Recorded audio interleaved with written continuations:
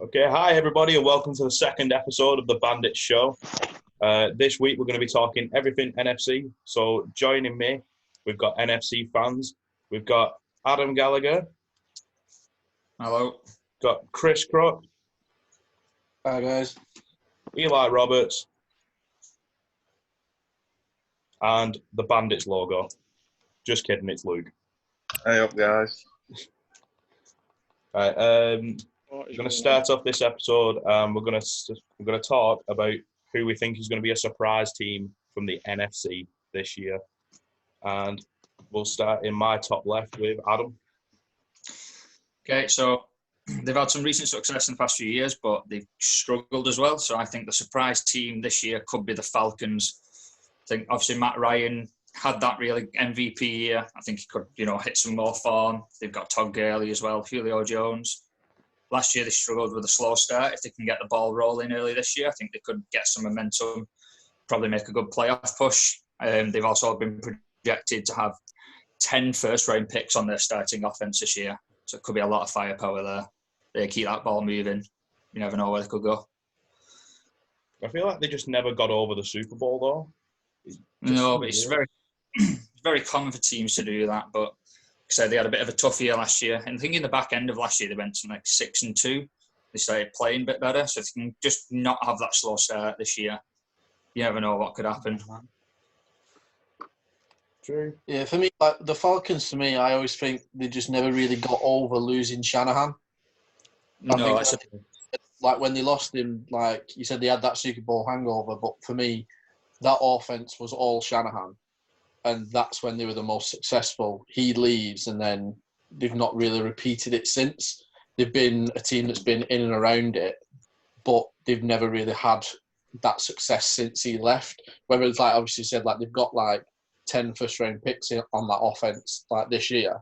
It's whether they've actually got someone like at the helm calling the plays, calling the shots. Because since like Shanahan left, they have sort of struggled a little bit. Yeah, they have. Like I say, it's whether this team can gel, and sometimes in the NFL it is just momentum. And if you can get a couple of wins under the belt, confidence can be a big factor. I think it's time for Dan Quinn's defense to show up as well. There's a lot of good on that day, and early last year they struggled. I know they lost a few, but they need to perform because he is a defensive coordinator originally. I think they're in a tough division as well. Yeah. Bucks, and I don't think the Panthers are actually going to be terrible this year. Well, I think they might. It all hinges on Teddy, doesn't it? Yeah. Yeah. Teddy looked good in the Saints offense, but I feel like a lot of QBs would because of the way Peyton is and the way he draws it up. But they've gone strong. They went strong on the defense in the draft, did Saints. So did the Panthers. And it could really help them along. I don't think I have them being great, but they've lost a few players.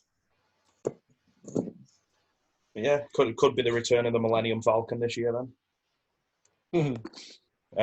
Chris?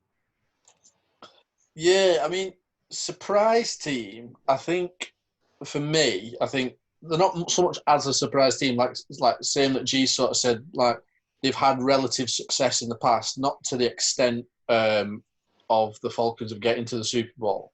But I think the Vikings this year will be a team which will be big players in the NFC. Like I think they'll win their division. I think they'll surpass the Packers, unfortunately for UG. But I think they've closed that gap over like this off season. I think they had a good draft. Yeah, they lost Diggs, but basically replaced him in Justin Jefferson. Just basically got a cheaper version of him, who they're going to have now for 4 or 5 years. And then we're then able to then, with that first round pick that they got for Diggs, able to then strengthen the secondary. And I just think the division that they're in, I think there's 2 teams in their division that they'll pick up easy wins over. And then I think the Packers, they didn't really do anything to make themselves better. The Packers weren't a very good 13-3 team. No. Yeah, I think the Packers not that level. No, we got some interesting wins. Yeah, I just think the Vikings are going to be a team this year which actually not so much as a surprise where they've come from absolutely no, but I think they're going to be a team that's sort of like a force to be reckoned with, who weren't a force to be reckoned with last year. Yeah, I agree with you there, actually. We've had one of the strongest rosters in the league for a long time. It's just just never really clicked as well. Like for a couple of years, they didn't have a quarterback. Yeah. I mean, Kirk Cousins, all that. He's serviceable. He's someone who won't. He might not win you a game, but he won't lose you a game. Yeah, he's more of a confidence player, I feel sometimes. Yeah, but at the back end of last year in the playoffs, he had that big game and he beat the Saints, like with that last drive.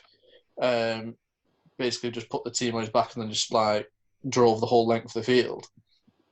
But I just think that they've not got worse, they've got better. Whereas the main rival in that division, I would say, they've not really done anything to help themselves. Yeah, I think if you got Mike Zimmer as a coach as well, you're always within a shot. Yeah, I really admire him as a coach. I do think the Packers will lose a few extra games this year, but I think they'll look stronger than they did last year in the wins. Yeah, I think in terms of record, I think the Packers will take a step back. I don't know if they'll quite lose the division. Who knows? I think it'll be close between the Vikings and the Packers. But I do think the Packers are more of a 10-6, 9-7 type team. Yeah, we showed some promises last year in big games, and then at other times it just didn't look like it clicks. Like we went into Kansas and beat Kansas. That was a massive result. We beat Dallas in really good fashion in the weeks after. We go and have silly losses to like the Chargers and stuff. So it'd be interesting to see how we click in a second-year offense under LaFleur. Yeah, I wasn't a big fan of LaFleur. Like, he was obviously at the Rams, and I mean, any OC at the Rams at the minute doesn't do what any ordinary OC does because it's Sean McVay's team and Sean McVay runs it. And he left and went to Titans and didn't. Maybe his offensive sort of structure, the way he wanted to do things, didn't lend it to the type of players he had there in Mariota, Henry. But he never looked great at Tennessee. But I mean, you can't argue with 13-3 last year as first-year head coach. Yeah, it's well he can build it. Like 13-3 last year, but I felt a lot of those wins came because of the defense was vastly improved. Yeah, not because of. It wasn't like they weren't scoring like 40 points on people. They were grinding out wins, and that was due to the fact that the defense, they actually invested money in free agency in the defense, whereas this year they haven't done anything like that. And through the draft, like they've not drafted. What is it? They've not drafted like a wide receiver. Yeah, like in so many years, and it's baffling that they've got one of the best quarterbacks of all time, and they just sort of say, "Go, you do it yourself."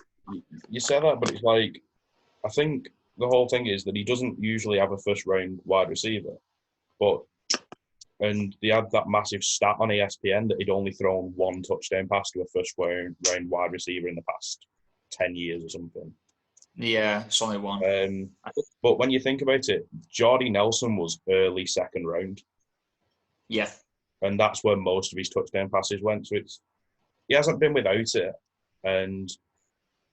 But I do think they've sort of looked at Rodgers and said, you know, there's other QBs in the NFC that don't have Devontae Adams and someone as good. Yeah. As well, like the whole thing about drafting a first-round wide receiver.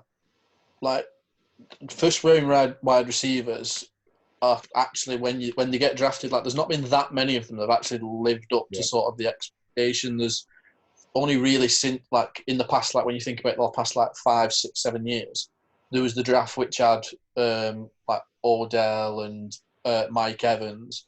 Like that draft, that they sort of lived up to the expectation. But then when you look at like the other drafts, like sort of since, like you had drafts where you had Brashad Perriman, and then you've got you've got like Nelson Aguilar, like their first round wide receivers, but they're probably not like even. Some of them aren't even in the league. Some of them are struggling to find a team, and some of them are like stuck on like third, fourth receiver in a depth chart. So yeah, like some teams might take a receiver in the first round and say, "Oh, we'll help their quarterback that way." But actually, it's not necessarily the right receiver. They've just drafted a wide receiver. No, I think the thing with the Packers is they haven't drafted like an offensive, like sort of skill position. It was no offensive skill position since I think Rodgers was the starter, which has been like 12 years, which is kind of crazy to think that they've never gone that direction.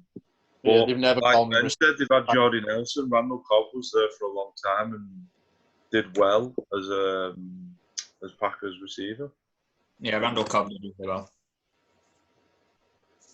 I wasn't a big fan of the Jordan Love pick. I know me, Ben, and G had a chat about it on Facebook. I think it was a little bit too early to draft his replacement, but at the end of the day, Matt LaFleur's looking to the future, and he obviously doesn't see Rodgers playing for the next 6 or 7 years, or at least not in Green Bay.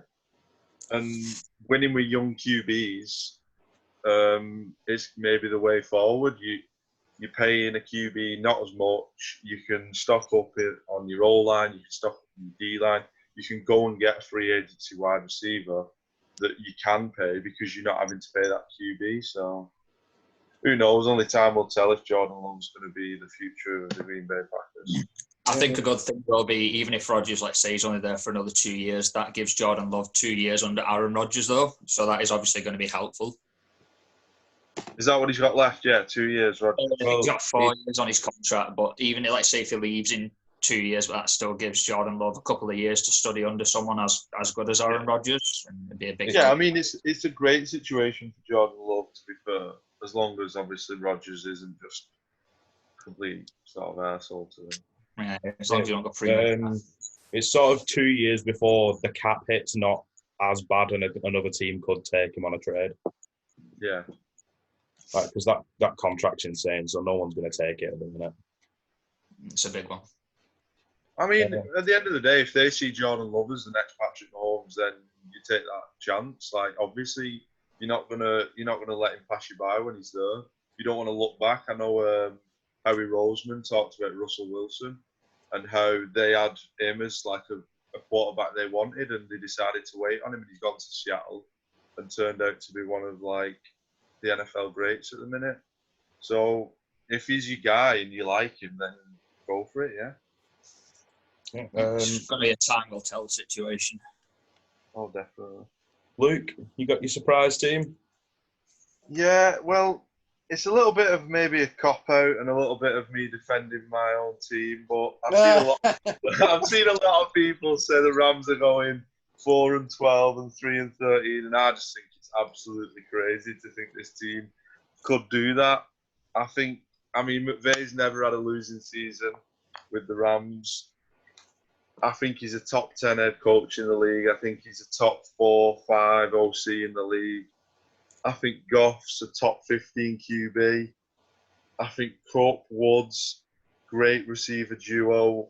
Maybe not the best in the league. I'm not going to argue that. But again, as a receiver duo, they're up there. In my opinion, we've got the best defensive player in football on our team. I think Jalen Ramsey's...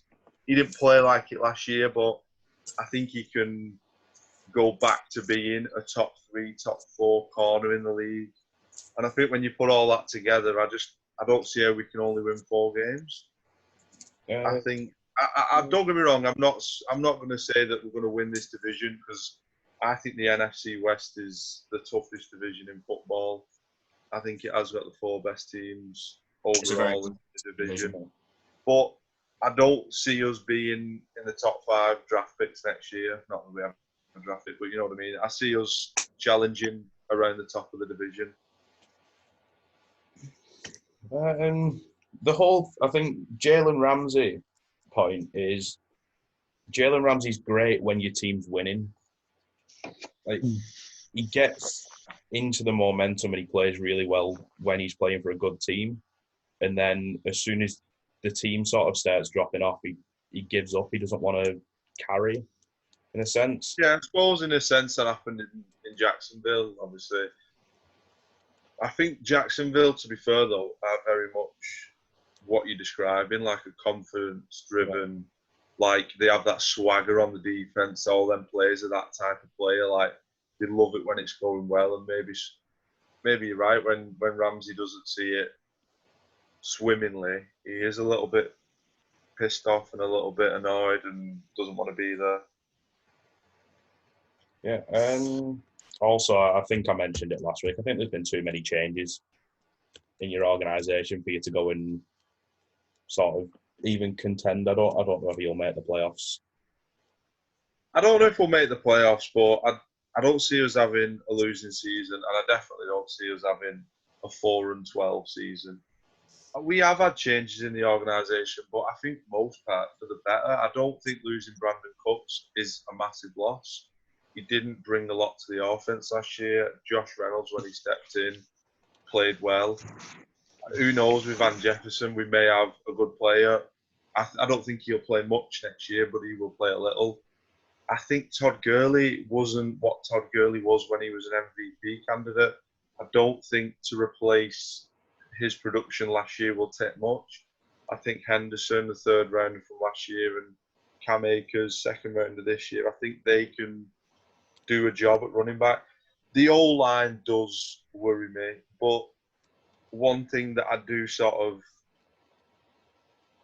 that makes me feel a little bit better about it is the fact that we didn't strengthen the O-line and we left it as it was. Maybe Snead and McVay wanted just that bit of continuity and keeping a unit together and not changing it. That we do have holes on our team, obviously. There's not many teams in the NFL that don't, but like I say, I just don't see us going 4-12, 3-13. I'm sure when the division, NFC West division sort of league standings come up, and you've all got us going 2-14 and 3-13. So your O-line is the questionable bit, and then it's whether Goff can perform if the O-line's not great. I think he took not a massive step back last year, but I don't think he produced as much. So no, he didn't have a great year last year. He wasn't as good.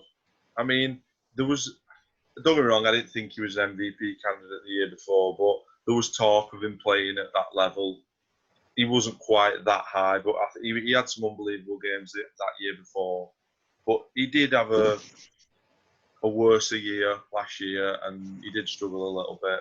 Like you say, maybe that's due to the line, and we've not added much to our line, so maybe that will continue.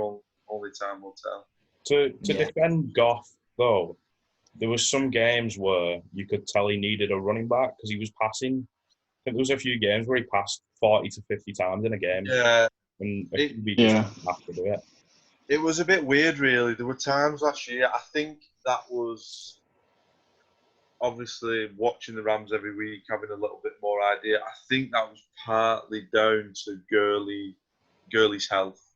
I think they never came out and officially said he was on a snap count, but it's every game seemed like he was. And there were times where McVay just seemed like he wanted to throw the ball too much. I personally think that was to do with maybe Henderson not being able to step up early because he didn't show up until later in the year. And I think Gurley just couldn't handle running 3 downs every time. I don't think his body could take it. Maybe I'm wrong, but that's what it seemed like. Hopefully next year we have hopefully 2 decent running backs. And Malcolm Brown's shown up at times, so hopefully we can run the ball back like we did and hit teams with play action like we did on the way to the Super Bowl. You are a massive homer though, aren't you, lad? Well, yeah, we all are, of course we are. It just wound me up a little bit. You know that seeing 4-12 pisses me off, like it winds me up. I'll admit when picking your own team as a surprise team. I did have another surprise team, and depending on what Eli says, then we may get into discussing that. That was my initial thought, but they've not been brought up yet. I'll let Eli put in. Let's see, because he does seem to be having some problems with everything. Eli, can you? Yeah, can you hear me? Yeah, I'm making sure that. Right, sound. Me video ain't working, but me audio is, so it sound I'm alright. Me surprise team. I was very tempted for say Giants, but nah, I've got to go with Falcons, Anna. But Falcons, I agree with G, to be honest. They've just seemed like the last year they had a bit more of a quieter year than they have done in past seasons. But they've added to obviously they've added Gurley, which helps their offense massively, because their offense last year was so it was quite predictable to watch. It was looking for people rather than rather than certain players. It was looking for Julio Jones and Austin Hooper, who's now gone. But you go in, that's why I don't think they didn't perform as well as they probably should have done. But they've still got good players on the defense, and you need Vic Beasley to have another one of them years on the defense that he showed his potential, that he was good enough to play at the NFL, and he dominated that one season. But since then he's been really quiet, and obviously if that all kicks back up and the defense start playing like they did when they got to the Super Bowl, then they should have a really good year.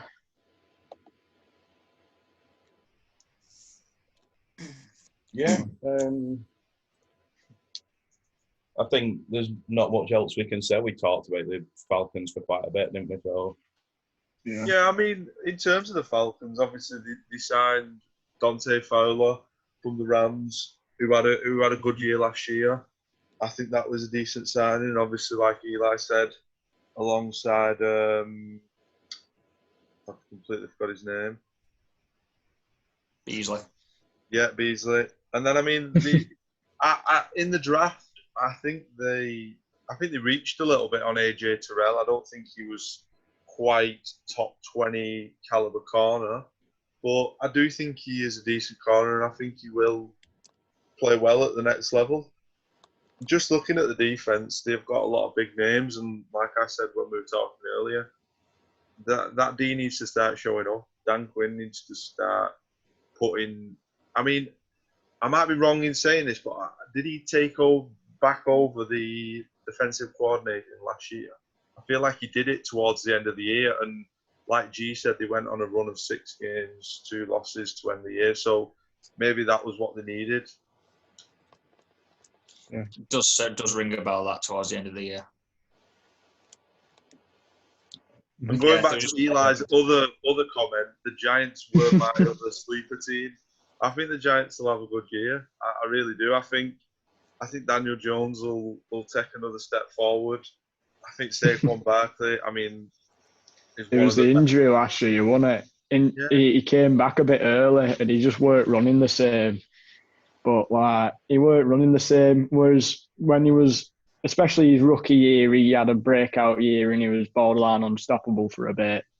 But when he had that injury against the Bucs and he came back, he went from more he kind of changed his running style up. He went more like a downhill runner, rather than doing all his jump cuts that he usually did. He became more downhill.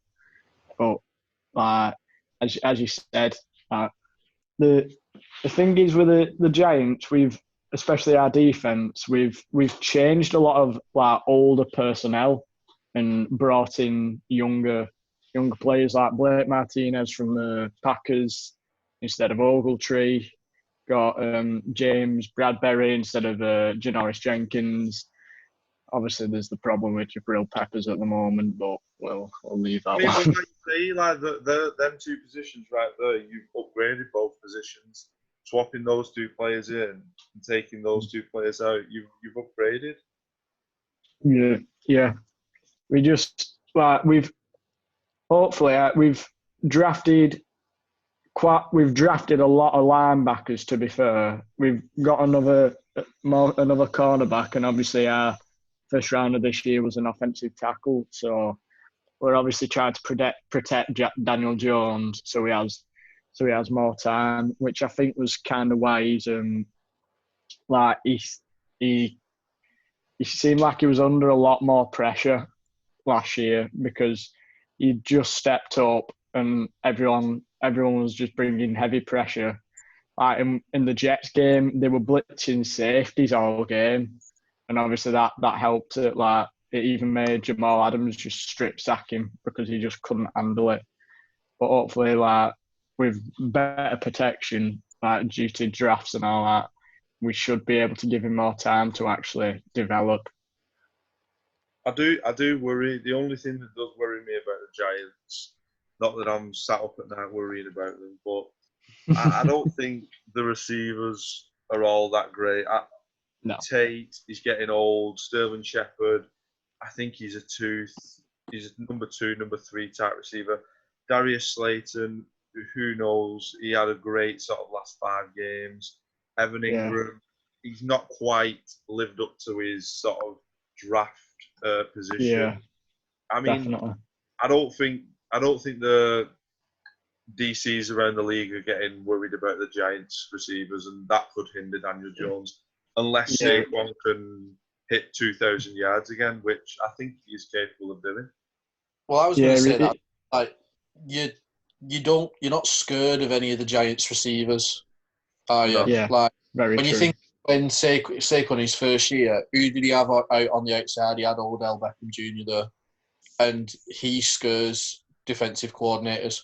So you would ease off a little bit and you would defend that pass, which meant there was more room for Saquon in the running game. Whereas I think last year, defensive coordinators knew that they weren't scared of the passing game of the Giants.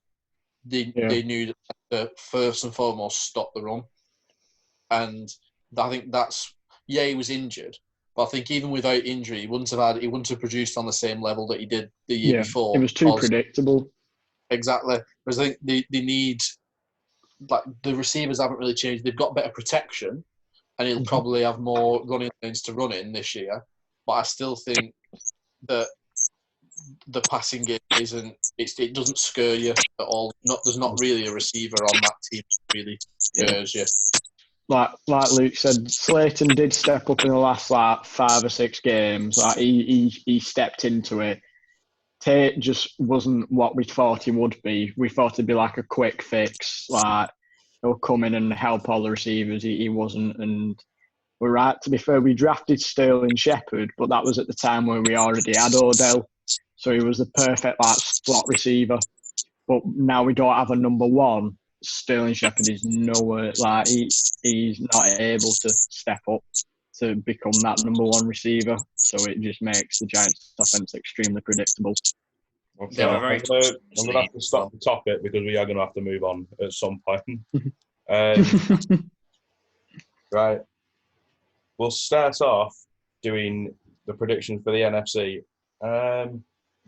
Where should we start? We'll start with the North, and we'll go in reverse order. So, Eli? I went with the Vikings for the North, mate. Just because the defense, they've always had like a decent defense over the past few seasons, and they've let go of Diggs, but now they've like brought in new receivers, and that offense still looks quite good. So I went with the North, Vikings for the North. And just it's short and sweet. They had a lot of draft picks as well. Yeah, that. I felt like they were picking like 23 and 25 every round. It felt like. Yeah, the record for 7-round draft number of picks. Yeah, the only problem with the North is obviously their biggest competition is probably going to be the Packers, but it just depends. The main reason I went with the Vikings, they just seem like they have a better defense than the Packers, depending. But that's why I think they'll win the North. They seem like more of a solid team. Yeah, they seem more well-rounded. Rather than looking for. We'll discuss the whole division when we've got everyone's sort of predictions out of the way. So we'll go with Luke. I've got the Packers winning the division. I've got Minnesota second, the Bears third, and the lowly Detroit Lions at the bottom. Yeah. Chris? I've got the Vikings winning the division. The Packers coming second, Lions third, and the Bears fourth. I think the Bears are going to fall off an absolute cliff. I just don't see how the Bears score points at all. I agree with you on that one. Adam? Obviously, got to be a bit biased. I got the Packers winning. I've got the Vikings in second, a game behind, and I've got the Lions in third, and the Bears finishing bottom. This is sort of the weird division in a sense, because there's two major teams, and then the other ones are just in sort of a shambles state. I also have the Bears falling off a cliff. I just don't see where they're going there to QB. Yeah. I think Vikings are winning it. I don't think the Bears are going to be as bad as you think. Don't get me wrong, I don't think they're going to challenge at the top, but I predicted them 5-11 next year. That's what I think. Well, that's not falling off a cliff, is it? That you potentially only a couple games. But if you think 2 years ago, they were arguably the best, if not the second or third best team in the NFC, and 2 years later they're 5-11. Yeah. For me, that's falling off a cliff. I'd go worse than 5-11. Sorry about that, guys. We experienced some technical difficulties at this moment, but we're going to jump straight back into our regularly scheduled broadcast. And we're sorry for the technical difficulties, so we're back to it. We had Adam, who picked the Packers to win the division, and who else? Someone else picked the Packers, was it? I picked the Packers. Or Luke? The rest of us picked the Vikings anyway, and we was discussing whether the Bears were going to fall off a cliff. So back to it, Chris. I think you were the last one talking. Yeah, so I was just basically saying that I think they're not really going to. They couldn't really score points last year. They've not really done anything to make themselves better on offense this year. I know they've traded for Foles. As much as I love Nick Foles, and you're the biggest Nick Foles fan ever, and I always will. He's not. Really, he's not a starting quality quarterback. Let's be honest. He's a very good backup to come in relief. They've got about 15 tight ends on the roster. I don't know what they're doing with that. They're just hoarding tight ends. Allen Robinson is such a good receiver, but he's so wasted in that offense. And Mitchell Trubisky, he's just not lived up to second overall pick in the draft. He's not really. He's one of the worst starting quarterbacks in the NFL. I don't think he'll start next year. That's what I mean. Foles will probably start over him. I know, but I think that's the perfect thing for Foles. I think it is Mitch's job, and who knows whether they're going to have a proper camp or they're going to have a proper preseason. But I do think Foles would win that job, and I think that suits Foles more. I think last year, the fact he was sort of given the keys to the Jags and he was told, this is your team, you're here for 4 years. I think he had a rough deal last year. The fact that he got injured in week 1. Yeah. And then he takes over and becomes this big hype around Minshew. When I think Minshew shows up next year that he's not a starting NFL quarterback. I think they'll be terrible next year, the Jags, but I suppose that's for them. When you do the AFC, and not for now. I think the defense is good though. They've still got Khalil Mack, they've still got Eddie Goldman, they've still got Hicks. They've just signed Robert Quinn to a big deal. Still got Will Smith, still got Kyle Fuller, still got Eddie Jackson. That's a lot of good players. That's a lot of good Pro Bowl type defensive players. Obviously, they lost Vic Fangio a couple of years ago. Who knows? I think, don't get me wrong, I still see them having a poorish year, and I don't see them challenging with the Vikings and the Packers. Mm-hmm. But like I say, I don't see them being sort of 2-14, 3-13. I think they'll be just outside the sort of playoff push, November, and then I think they may fall away. I think the big story from the North would be the Lions, though, because we basically said that if Matt Patricia doesn't win, then he's gone. He has to, though, doesn't he? Because they've been so poor since he's been there. Yeah. I mean, I think Matt Stafford's a top quarterback, and they've just been so poor since Patricia's been there. Yeah, he got injured last year as well, didn't he? They were quietly competitive. They didn't really blow many games. I mean, you look at, obviously, the Packers beat them in both games last year, but they were leading for 0 seconds of the game. Yeah, they managed to thingy as well. They managed to replace Darius Slay as well because they got that Jeff Okunda in the draft. So they've replaced that big need that they've obviously, that big hole that Darius Slay has obviously left. But so I reckon that it will be a competitive division, but overall, I reckon it's just the Vikings to lose, to be honest. Yeah. Packers travel to Minnesota in week 1, so that could be interesting. I think Packers will finish second, but I think they'll look stronger in the games that they win compared to last year, because they just seemed sloppy whenever they won games. It was not. It wasn't convincing whenever they won. They won a lot of sort of one-score games. Were, like you said, against Detroit, which is an interesting fact. They led for 0 seconds, so it shows you what type of games they were winning last year, and it's not transferable to the next year to win tight games again. It happened to the Rams a few years ago. We were winning tight games all year. The year after those tight games, we were losing. We were missing field goals to take the lead and things like that. Yeah, so, if that wraps up the North, let's move on to the East. The East. And let's start with Chris.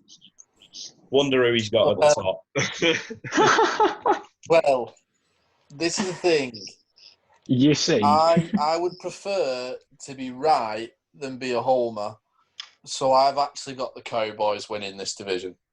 Because everyone knows no one ever wins the NFC East back-to-back. So the Eagles won it last year. Very true.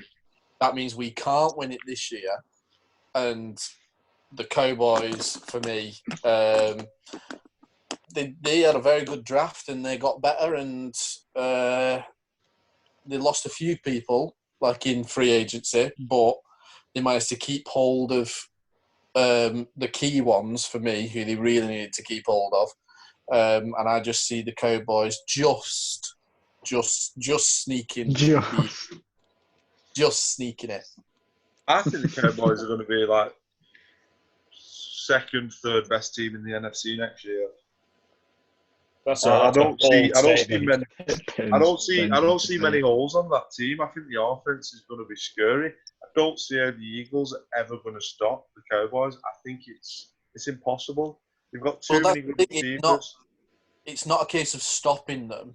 It's you've just got to score with them, and it's their defense is bad. So it's they've realised what they've got to do. They've just got to score more points than everyone. I don't know. I don't think the defense is that bad. I don't think it's Eagles' corners bad. No, the Cowboys, they've lost Byron. They've lost the number one cornerback. They've lost the number one DB. He's gone, and I don't think they've done enough to address that. So, I agree that the Cowboys they've got a really good offense. They've got an amazing offense and bettered it throughout the year, throughout the off season. But the defense is something that needs addressing big time if they really want to be one of the best teams in the NFC. Yeah, I think they'll score points, but I don't think they'll defend that much. Yeah. Let's go to the other East fan. Let's see what Eli has for the East. Yeah, I went with the Eagles, to be fair, which pains me. But, no, don't. I went with the Eagles mostly because I just think they're more they're more well-rounded than the Cowboys. I'm not saying that they're better than them. I'm not saying that, but the Cowboys' offense is better than the Eagles' offense, but the Eagles' defense is better than the Cowboys' defense, and I think the defense wins more games because you can score as many points as you want, but if you can't stop people scoring on you, then you're not going to win a game. And that's why I just think that the Eagles will more likely win the NFC East. It'll be a very close one because it's always competitive. The East is always competitive between all 4 teams. But it just depends. But yeah, I just think the Eagles rather than the Cowboys. They're just more well-rounded, and they just seem to have a bit more potential to win games. Yeah, through that the defense. Yeah, we'll go up to Adam. I've got the Cowboys winning. So I know they've lost a couple of players, but so they've got like Amari Cooper. They drafted CD Lamb. They've got McCarthy as a coach. I know he got a bit of stick towards the end of his career at Green Bay, but he did keep him in the postseason for 8 straight years. He knows how to keep a team winning. I said he's just signed Andy Dalton. He's always struggled at Cincinnati because he's not really had a lot of weapons, and he managed to get them into the postseason. He could be maybe competing for a starting job, possibly. You never know. Could shine in the roster. That's a bold statement. I don't think it is, mate. I think I'd hit the red rocket over Dak Prescott. I'm not even a big Dak fan, but I don't think many people Andy are. Dalton is not a great quarterback, and he isn't what he used to be. And even then, he wasn't great. I think Andy Dalton's still got a bit to offer, you know. And I think the Cowboys will win this division, but I think the Cowboys can only go as far as Dak can take him in the playoffs, and Dak can't really. I don't think he can take a team on his back and drive a team 80 yards on his own. No. He needs an offensive line. He needs a running game, and if he's not got he can't. He did it last year, though. He did it because he's got receivers like Cooper. He's got receivers like Gallup, and potentially CD Lamb, if he ends up being as good as people talk about. You've got 3 very good receivers. They didn't even really need a receiver. I think Gallup's a good too, and getting Lamb was massive, and even more because it stuck the fingers up to the Eagles because I think he was destined in Philadelphia. I think last year though they had a defense and they've traded away most of the defense. Yeah, that was my biggest point, to be fair. But it's one of Zach Martin's retired as well. Like, he was a massive part of that O-line. He was a massive part of that Cowboys O-line. They've always had a decent O-line. Like they've had very good players on that offensive line, which opens up Zeke, gives Dak more time. But Zach was probably one of the biggest factors to why that was so good, and now he's no longer there. So it they just need to prove that they can deal with that loss. But I think they will with that because he's been injured on and off for like the past 2 years, and they drafted a centre like not this year, just gone a year before. So he's had a year to sit behind Zach Martin, learn from him, learn that offensive playbook. So I think they're not going to drop off too much on the offensive line sort of standpoint. For me, like what you said, where they've downgraded massively back in the defense. But I think basically what they've done is they've said, we know that we need to just outscore teams. Now, the division that they're in, you've got the Eagles, who obviously won it last year. They've got better on defense. Offensively, like you've got to say they've got better because if you look at who they finished the year with last year, it was practice squad guys. Yeah, so true. They've got players back healthy and they've drafted as well. So they've actually got better on offense. They've got better on defense. But I still think that the Cowboys will outscore the Eagles. But the only thing is they only play the Eagles twice a year. And yeah, that's the thing. You tend to split it. So basically they've got to outscore everyone else. Mm-hmm. And yeah, but they also get to play the Washington Redskins, who are probably going to be awful. So that's possibly another 2 more wins. Yeah, but I mean, but so did the Eagles. So like the Eagles and Cowboys play the same people. I think the Cowboys will probably finish like 11-5, and I think the Eagles will probably finish 10-6, and it'll come down to the games between each other. And I just think it will be a very close thing. I think the Cowboys will beat the Eagles in Dallas for sure, and it's just whether they can beat the Eagles in Philadelphia, which they've not been able to do that much recently. But I still think they'll probably sneak a win somewhere, and I think they'll just get that one more win. But I think when they do get to the playoffs, I think they'll get found out in the playoffs because the quarterback play will take them so far. Yeah, they'll have some sort of... Because we've not actually heard who's going to win off him, even though he's give it away. Yeah, I think Dallas, like I said, I honestly think Dallas is going to be maybe not the 2 seed, but possibly. I think they'll be a top 3 team in the NFC next year. Don't get me wrong, I think Philadelphia will run them close, and I think Philadelphia definitely could get one of the 3 wildcard spots. But I think that offense is just too good. There's not many defenses in the league that can stop them, I don't think. Don't get me wrong, I'm not saying it's Patrick Mahomes, Kansas City, but I do think they're a well-rounded offense. And I don't think Dak holds them back as much as all you haters think. Why has he not been paid, lad? If he's that good. Who knows? Jerry works in mysterious ways. That Jerry knows something you don't. Maybe. Right, if we're talking about quarterbacks, we need to have a little minute about the worst second-round pick ever. The Eagles taking Jalen Hurts. Maybe Harry knows something about Wentz, and Wentz is about... No, it's Wentz's team, lad, and Jalen Hurts is just a weapon. A weapon. You'll see. You'll see. Taysom Hill in the second round, and he's not even as good as Taysom Hill. Passionate. Hey, if he scores like 7-8 touchdowns this year, 7-8 touchdowns. then he's worth a second rounder for me. I wouldn't be surprised if more people like Taysom Hill and Justin Fields start sneaking into the league, to be honest. Because players who are switching sort of that position. Let's mention the other 2 teams. Let's go to the Giants. And I think the Giants would probably bounce back a bit more this year. I think Daniel Jones will probably take a step up. Not a massive step up, but I think we can't go much further down though. Well, we can do what the Redskins did, but it's just one of them. We said it before with the surprise teams. We've got better at some. We've got more youth at some positions. We've upgraded our offensive line and all that. That we are majorly missing passing threats, and that's what will hold the Giants back for a while. They need people like...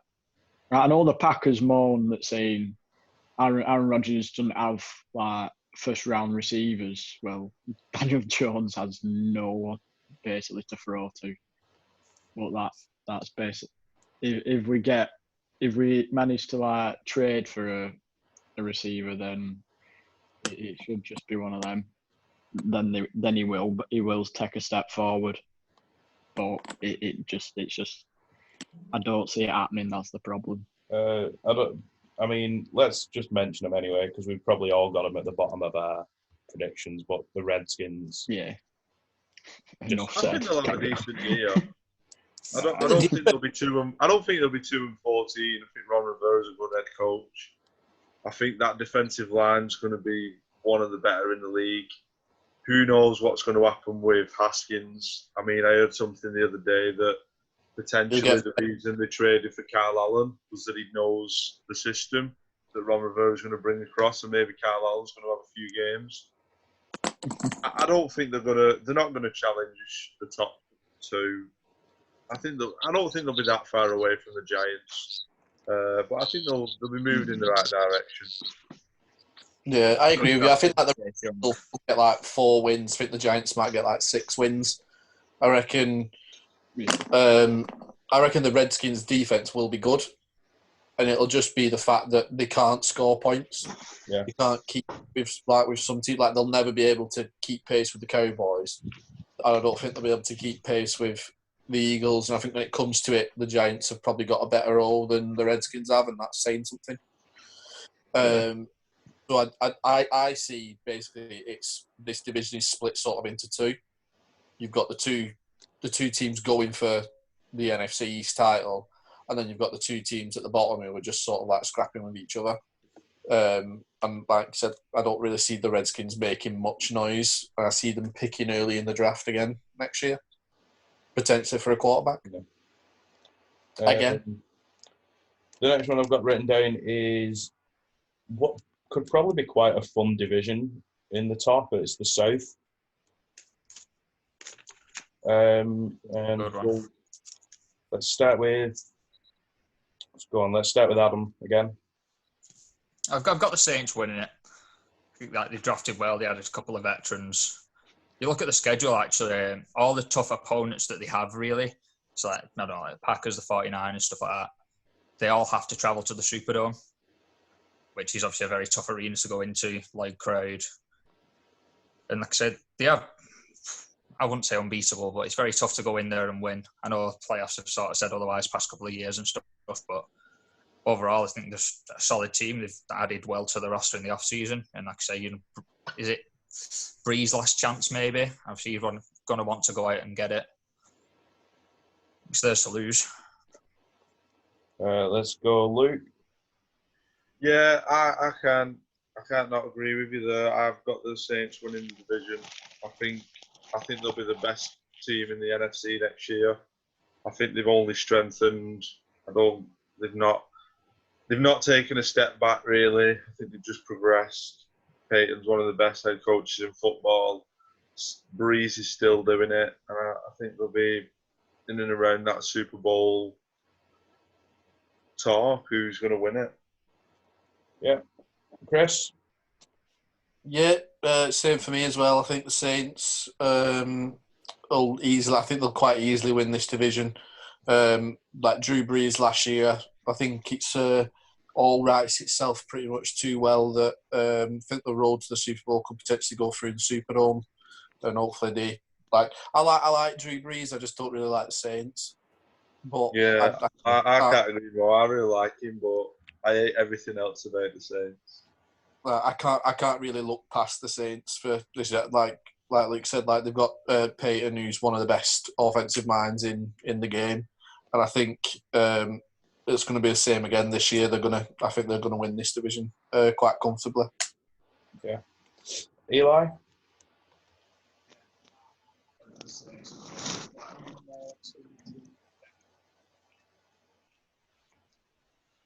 Hang on. Repeat yourself. What's happened? Couldn't hear anything. Can you hear me now? A little bit.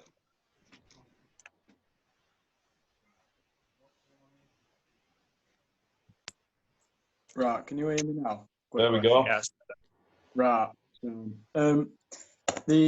What I was saying was that I went with the Saints, even though some of the teams in that division have definitely upgraded. They've addressed the one or two weak points, and now I reckon they're going to be the strongest team in the whole NFC rather than just that division. Yeah, everyone else has said what I was going to say, so I just agree. I think it was weird because as soon as Brady went to the Bucs, everyone was saying, "Oh, the Bucs are going to thingy." But as soon as you talk about the division, you really look at the Saints and you think, "Yeah, there's no one really touching the Saints." They're very well. They're still the kings of the South. Yeah. I think it'd be wild if they lose that. I think the Brady thing is like, they've got better at quarterback in the fact that he's not going to have 30 turnovers. But he's not going to throw for 5,000 yards. No. Yeah. Like, yes, he is a better quarterback than Jameis Winston is. But he's a completely different quarterback than Jameis Winston is. He's a quarterback like Bruce Arians has never had. So Bruce Arians has always had like a gunslinger of a quarterback. He's had Andrew Luck, he had Ben Roethlisberger, he had Carson Palmer, he's had Jameis Winston. Tom Brady's completely different to what he's ever had, and Tom Brady's not a gunslinger. He's more of a game manager. And when you look at their offense, it's so high-powered. Like, you've got Mike Evans on one side, Chris Godwin on the other side. No, got the wrong. idea is to get that ball out and to get it deep. And can Tom Brady really throw the ball that deep anymore? If you look at last year, the Patriots, they struggled offensively last year, and they were where they were because of the defense, not because of Tom Brady.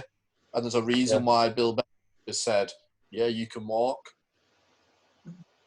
I think people are enamoured around the whole Tom Brady thing to Tampa Bay, and I just think it's not the same Tom Brady that we've seen for the past 10, 15 years.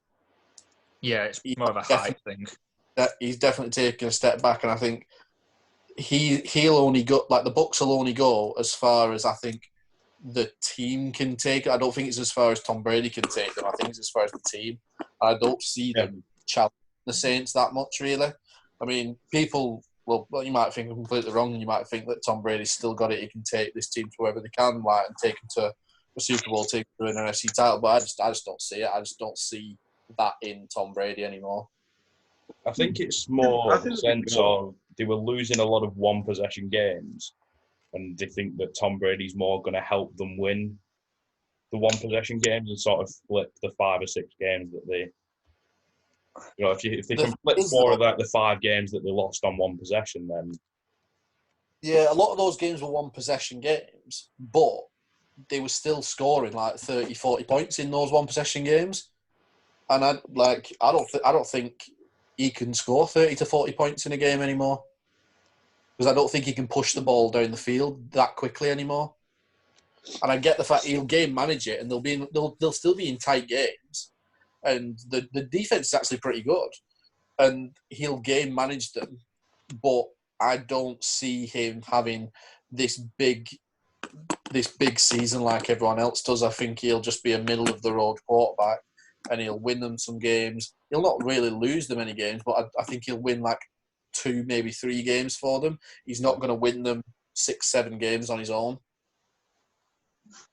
Yeah, I've got the Bucs going 9-7, so adding a couple wins onto the year. I agree with Chris. I don't think Brady's going to elevate the team that much. I mean, you are still going to take 25 interceptions out of your team. I think it's like that will affect it. But like you said, Brady isn't throwing 5,000 yards, and the offense will change, and that's on Byron Leftwich and Arians and Brady to work out how best they can attack teams. I think they'll be a good team, but I do think they will still be second to the Saints. That's the thing. They're in a tough division. I think if the Bucs were in a division, then you might say I think if you put the Bucs in the East, then you're probably saying they could win this division. But the fact that they're in a division with the Saints and the Falcons, who we all said earlier, could be a surprise team, like they've got better, then the Bucs could be a team which has had all this hype around them. A bit like the Browns were last year, like all this hype around the team, and then it just doesn't quite live up to what everyone hypes it up. I don't think it will anyway. Yeah, I think like you said, we did talk a lot about the Falcons earlier. So the team that we haven't really mentioned is the Panthers, and I've got to be interested to see where people place them. I had them third. Got worse. They've not really got better. They've not really helped themselves, and I think they've sort of got one eye on next year, that quarterback class next year. Well, that one eye on Trevor Lawrence. And I have two blonde-haired studs there. You'll have one at quarterback, one at running back. Because McCaffrey is a phenomenal player, but you can't really base a team around a running back anymore. It's not the 80s. Okay, so I'm going to cut you because the time limit's just started. Let's try and get the West in quick, and I'll go left to right. So, Adam, who have you got at the top of the West? Got to go with the 49ers. Yeah. Can't really argue. Hang on. Sorry. Go on. No, go on. Carry on. Go on, get through them. Chris? I'm going to Seahawks. Yeah. Eli? I went 49ers as well. And Luke? I've got the Niners on a head-to-head record with the Seahawks. Not the Rams. No, man. I've got the Rams finishing third. I don't know. I'd be interested. Let's see who has everyone got Cardinals at the bottom. Yeah. Yeah, but only just. Yeah, I see it because I see them being like a really fun, like 7 and 9 sort of 8 and 8 team. I've got 7 and 9. Yeah. I've got them 8 and 8, and I've got the Rams 9 and 7.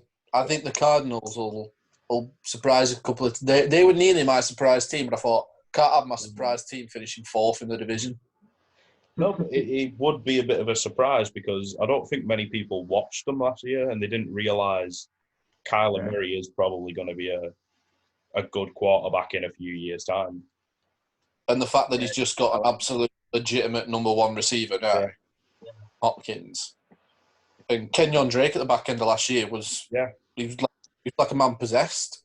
But you never even saw that in the Dolphins. No, not Dolphins really. So I suppose the top of the division sort of seemed a bit split. Like there's a lot of people went 49ers, so 3 of you went 49ers, and then I've gone Seahawks as well. But I wonder, do you not see sort of a 49ers Super Bowl hangover towards the start, which might knock them slightly? Yeah, I definitely see the Niners dropping off. I've got them both going 10 and 6. So they've dropped 3 games from last year.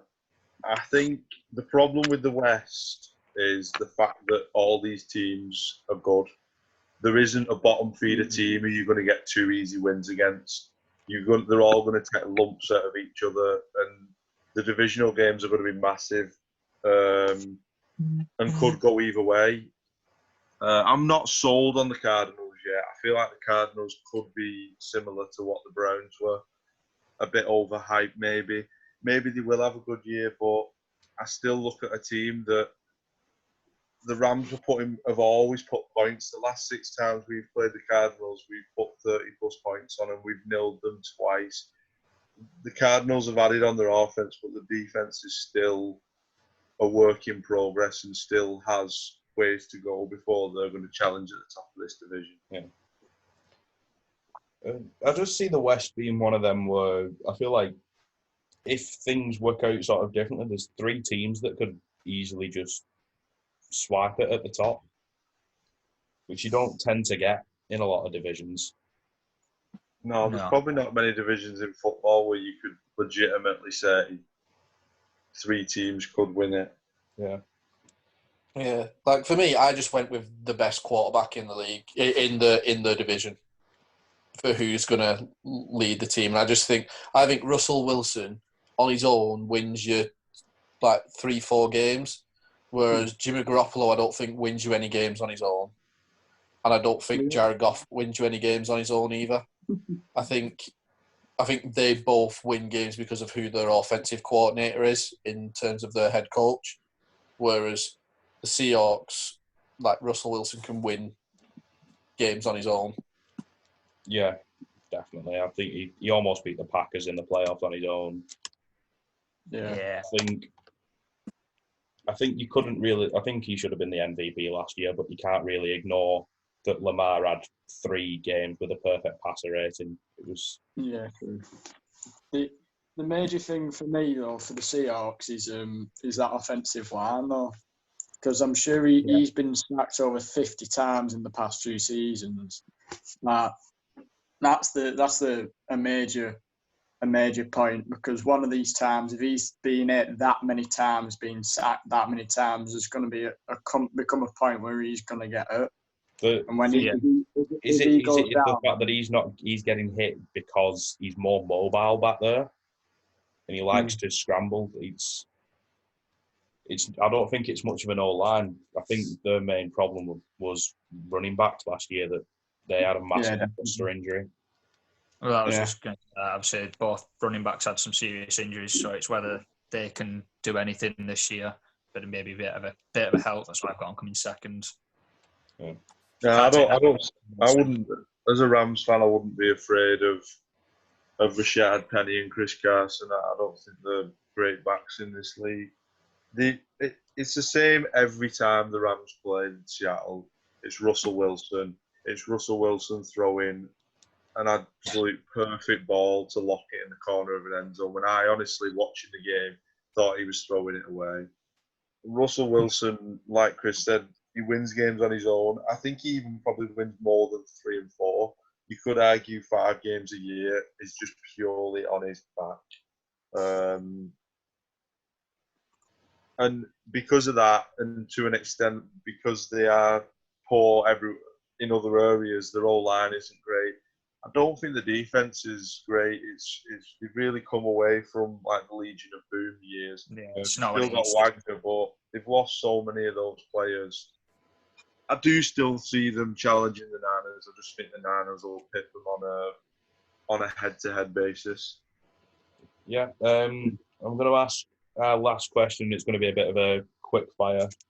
We'll go backwards in my order on the screen. Who do you think will represent the NFC in the Super Bowl, Luke? I've gone the Saints. I think they've improved massively, and I think they're just going in the right direction. I think Peyton's one of the best. Breeze is one of the best. I just think the Saints will do it. I think this is finally the year they'll get there. Yeah. Eli? Yeah, I went the Saints as well. It's kind of a no-brainer for me that they just seem they will be the strongest team in the NFC by far. But yeah, me. I've also gone the Saints. I think Drew Brees is last year. I think they'll be doing absolutely everything to get him one more Super Bowl ring, send him out on a high. And Adam? I've all gone the same. Like I said, they're an excellent team at home. All the tough teams are going there. It gives them high seeding. If they can get past the dodgy playoff losses, then they could make a real good run for it. Yeah. So, that was probably quicker than I thought. I wasn't expecting everyone to say Saints. It's a quick fire. Yeah. Well, they're just too good. They're just too good, I think. The Niners will dip, I think. Seattle, like we've said, are not as good because of the team. It's a lot on Russell Wilson. I think the Packers will take a step back. And then there's not many other teams. I personally think Dallas is going to be closer to the Saints. Not saying they'll be the 2 seed, but I think they'll be one of the better teams in the division. I just think that Saints defense will probably be able to. It won't stop the Cowboys offense if they meet, say, in the division championship. If that was it, They won't stop the Cowboys' offense, but they'll definitely slow it. Whereas I don't think the Cowboys will be able to even slow down the Saints' offense, which is too much firepower. That's what I mean. Okay, so we're going to wrap it up there. Thanks everyone for being on the second episode of the Bandits Show. Let's all say bye. See you later. See you later. Thanks for having us. Yeah.